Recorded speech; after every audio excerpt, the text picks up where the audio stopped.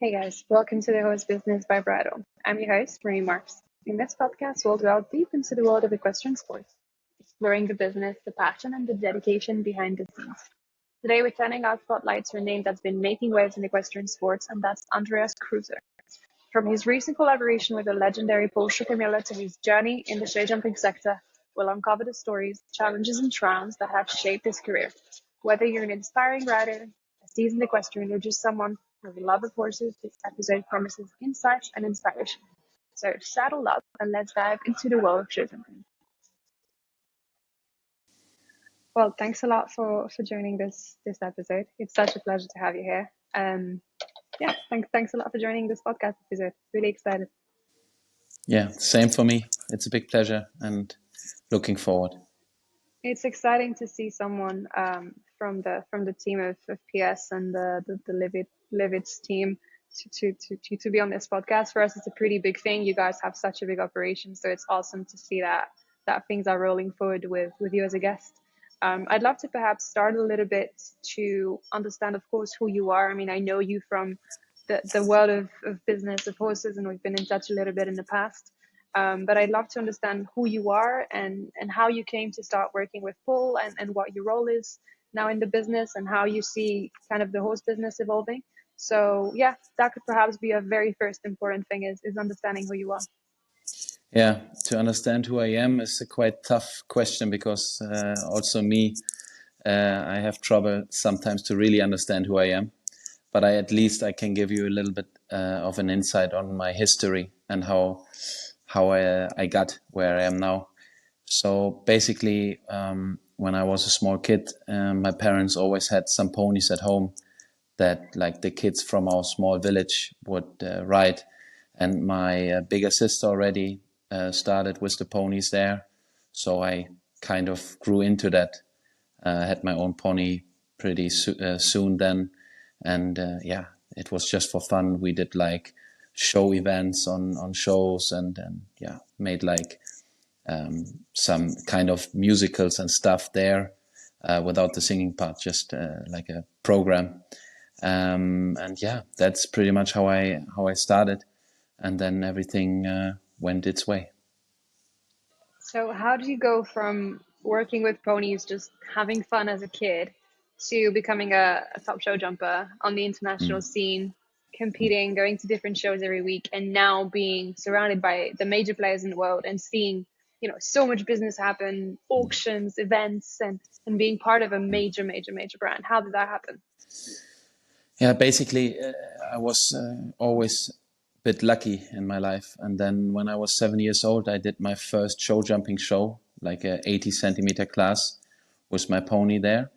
And then one guy there from the area, Volker Kemper, he saw me right there when I was 7, and he talked to my mom and he said, I really think your son has something, and if we wouldn't like to come for training to his place one time. So then everything went his way. I went there to train one time with him, with my pony, and from that day on, he supported me for all the 10 years after. So he supplied me with ponies, with horses. He did the training, even like stuff for school. Everything you can imagine, he supported me with and gave all his heart into it. And gave me the chance to do what I love. And obviously, when I was young, it was a lot of suffering also, meaning there was not so much time for friends and for normal stuff to do. But I always had the feeling that this is now a big chance for me and I just have to take it. And my parents would never had the chance to support me like this. They could support me with all their passion and all their love.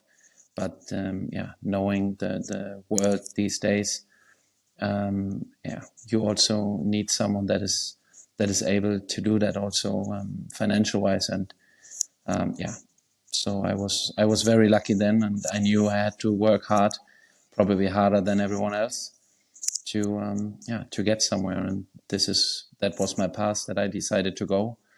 And yeah. No, that's an awesome way. It's cool to see that you had such a good mentor early on that taught you kind of everything that you had to learn in order to develop as a human being. And I like the fact that you're saying that it was not just with horses, it was with kind of everything in your life. Would you say that this mentor kind of took you from the very early stage to the top level, or how did you see that evolve? What kind Um, of person did you surround yourself with? I wouldn't say to the top level, but I think from all the options we had these days, we like just went for it, and we tried our best every day, and I think we made the best out of it. Obviously, we came then to a certain point where we thought, okay, this is kind of the limit we can aim for. We did the European Championship Juniors together still when I was 17, and then pretty much on my 18th birthday, I left because we had like a longer discussion before what we want to do, and at that stage we already had like a company together with around 20 or 25 horses. So basically the idea was that I go somewhere for 3 to 6 months to just to see something different and go a bit further. And then we decided there's nothing bigger than Schockemöhle. So then we decided when I was 18, I go there for 3 to 6 months just to see something else, to learn a little bit more, and just get a different side on things. And from these 3 to 6 months, in the end was 4 years that I stayed, and I'm really happy it happened like this. Right. It's definitely awesome because you went there so young, and I'm sure that definitely shapes everything. I haven't had the chance to do business with Paul yet or his team in terms of like the trading business, but it's really impressive. And when people throw data out there with the numbers of horses that are bred every year, the auctions, the numbers of horses sold, it's really a different standard. Like there's many big stables, but this is like a whole other level of growth in business in the sport. And how did the relationship between you and the team? I understand how it started, but what was exactly your role when you went there, and what's your role today? Like how is that managed still?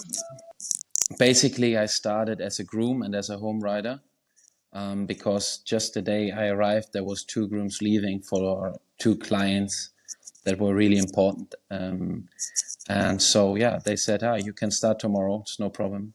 Just 2 grooms left. So, the first day I worked for Schockemöhle was on a show as a groom, and then as a home rider. And then I had the chance to go with these girls to Wellington to support them there, and stayed there for 2 months. And all these experiences obviously were really important for me. The only thing I was struggling with is I was kind of like a big name in the stable where I've been before. I was the one that was successful there, and in the smaller village, everyone was looking up, and then all of a sudden I was surrounded by at least 10 or 15 riders that were at least as good as me or even better. So that was a big learning for me to understand, hey, there's a world out there where I'm pretty normal. And that was something I needed some time to understand. I needed some time to really get that in right order, and just see that there's not the limit yet, and I need to work even harder if I want to get somewhere. And this was For pretty sure, for much my sure. first year there. And today, like if you have to describe like your day-to-day activities, like what's a normal week at the stable? I mean, I'm sure every week's different and there's Yeah. clients and this and that and shows, but what's the typical kind of lifestyle you live today? That's a tough one, because basically every week is different if you work with humans and horses, and the biggest goal is always to get the best possible way out of every week to support the best you can. And so this is hard to say, but I would say a normal week would be, since I have 2 places where I'm training at the moment, which one is Damme, where I used to be now for the past 6 years, and I still have my team there that I support and train every day, every week.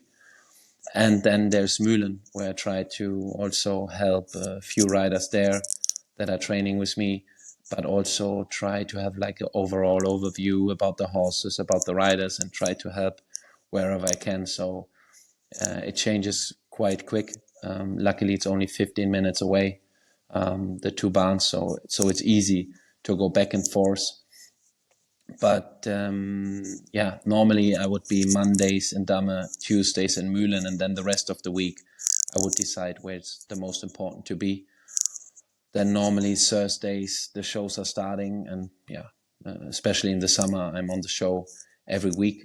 I love to be there, and for me it's important also to see the riders and the horses on the shows, because there is really the place where you see the truth. In the training you work on things and you try to get things better, but on the show it's where it's really shown where you need to still work on. So I also like to be there. Obviously there's clients, yeah, you try to be there as well. And yeah, so it's part of the challenge to really organize your week in the best way, but also part of the fun, because it's so many things that I really enjoy. And yeah, the most I enjoy being around horses and people that have the same passion and the same idea as I do. Course, of course. I totally understand where everything is, like how everything is on the day to day. My question is, and that's also going to be a tough question. I like to ask hard questions. So many people know what Paul Schockemöhle does. However, for someone that knows just a little bit, or that just hears the name and doesn't necessarily know how big the operation is and how big the impact is on the overall industry, because I think that he's a legendary player that has an impact everywhere, every year since the last, I don't know how many years. How can you describe all the little segments of the business? Because there's the breeding, there's the production, there's the, like, explain exactly what the business is and what activities you guys manage as a team, as the overall. Yeah. The basic idea about the business is that we try to supply everything from the first thought about the stallion for the right mare, on having the foal, building it up until we find the perfect client for that specific horse or perfect rider. This is like something that is really unique in my opinion, because I don't know any other barn or any other company that can really have that from the first steps till the last. And this is something that is challenging on one side, but so unique on the other side. And the biggest challenge there is to be able to have that big number, but still be able to put it in so many small pieces, so every horse have the same chance and individually chance to grow and to get the best care that they can have, because this is the most important these days. The quality of a horse is there, and the genetics and all that. Without that, we can do nothing. But if we don't take the best care of them and have it like an individual being, there's no way they're gonna develop the way they can. Of course, of course. How many horses, and that's probably going to be a tough one as well, because I'm sure there's so many, but within the company, how many horses are born a year in the Livid stud? How many horses would you say are sold a year overall, whether it's in the PSI auction or to direct clients? And how many competition horses, like the higher quality selected ones, are in production in Mühlen, if I'm right? Yeah. So born, there's more than 1,000 every year. The clear number changes a bit on yeah, many things. So that also means we can't grow every year. So that means that would also be the number we would sell every year. And then in production in Mühlen, there would be always around 200 horses that are in daily work ridden. That's big, huh? That's definitely big. And Uh, how many riders do you need just on the competition side, not on the breeding side, because I'm sure that's even more yeah, difficult to put in place. But how many riders do you need to produce 200 horses correctly at shows and trainings, yeah. etc.? Show riders, we have around 15 to 20 all the time. because we try to have, like I said before, it's huge numbers and it's impossible to understand these huge numbers if you haven't seen it. Like before I only heard about it, it's one thing, you're like impressed, but if you see it, it's just incredible. But our goal is always to not have that big number and then just having the horses there. Our biggest goal is to have this big number of horses into small pieces, so every rider don't have too many horses to take care of, so they can really see the horse as a horse and not only as a number.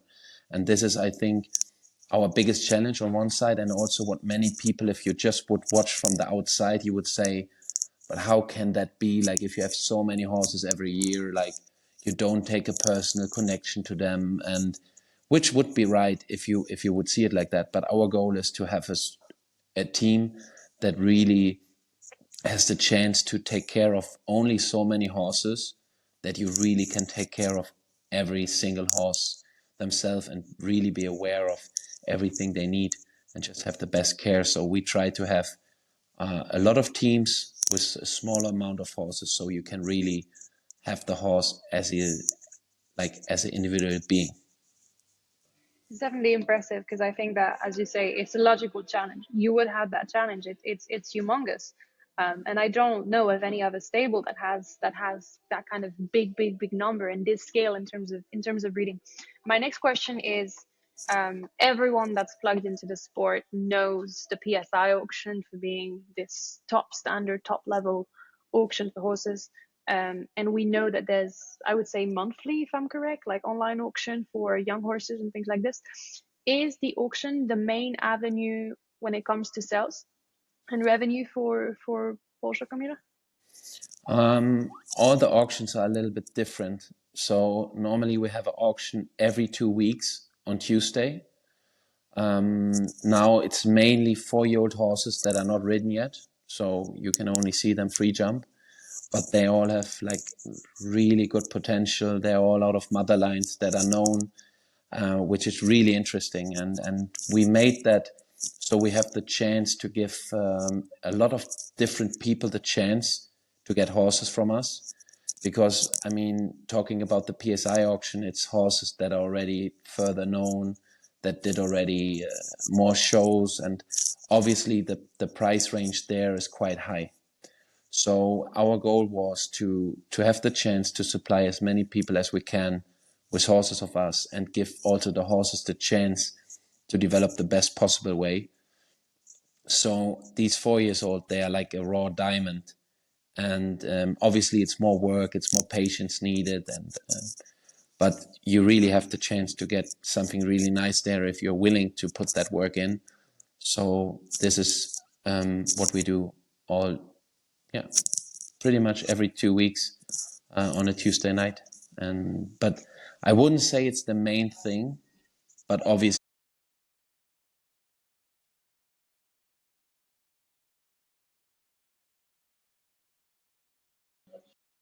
For sure.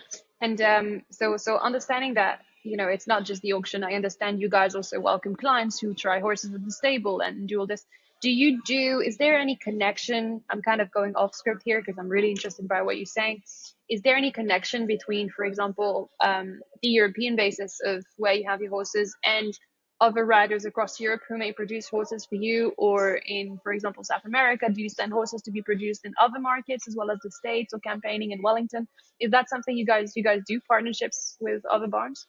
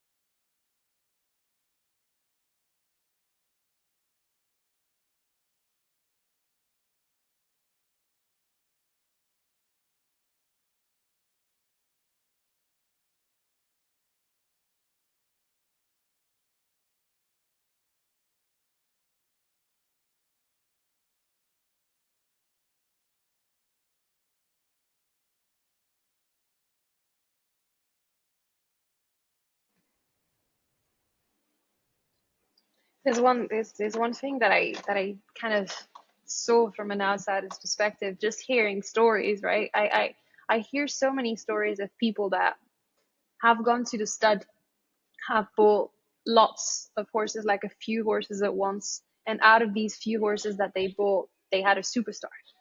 We know so many big names without giving an example, but I mean, I'm sure so many people that were normal people that could afford normal horses bought horses at Schockemöhle and ended up with a 5-star Grand Prix horse without necessarily planning. And I think that's unbelievable, and that's the proof that, as you say, normal partnerships can happen. You can show up with a normal budget and buy horses, and within these few horses, these few foals you buy, you have tomorrow's superstar. How would you say that's managed, and how, what's the strategy on the breeding aspect? How do you guys produce such good horses?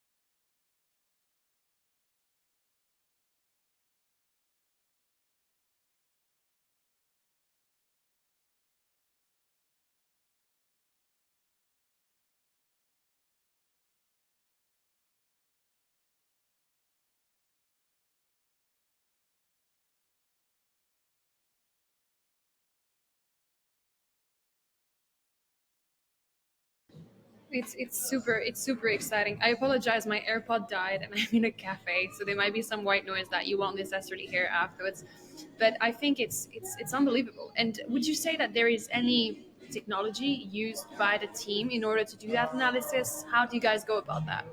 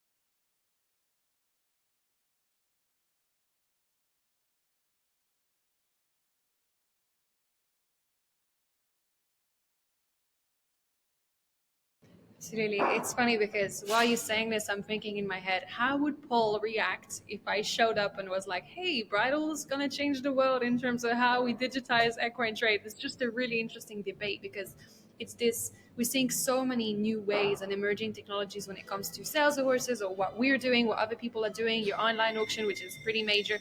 It's interesting to seeing different market perspectives and different results and different ways and generations working together along bringing forward, the horse business.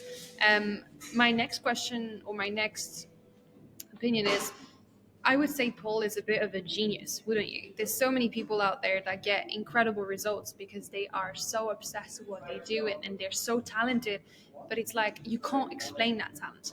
Would you say he's a bit of that obsessive genius that doesn't necessarily know how he did it but did it?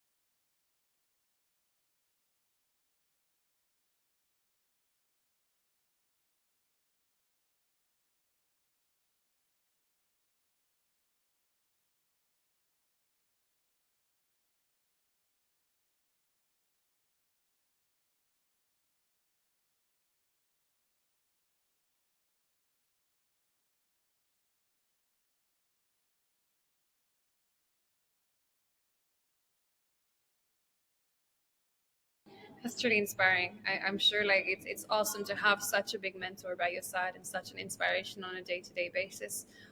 Where do you, that's going to be my last question because I don't want to take too much time from you because I know I'm probably going to, I could have another 1,000 question about this because it's so interesting and I'm sure we'll do more episodes in the future. But where do you see the PS business, well, Paul Schockemöhle's business and businesses and ecosystem evolve in the next few years? And how do you see the market changing? What's your vision for the show jumping market in the next 10 to 15 years?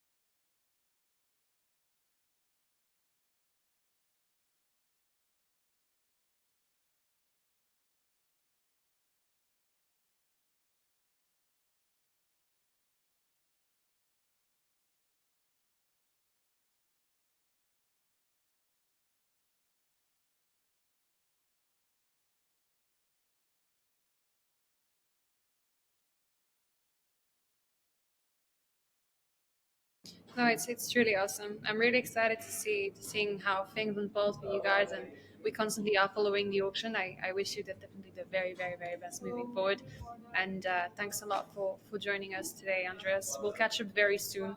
I have another 100 questions on my list, and I'll definitely have to catch up with you guys sometime soon. But have a really really good week ahead, and let's keep in touch.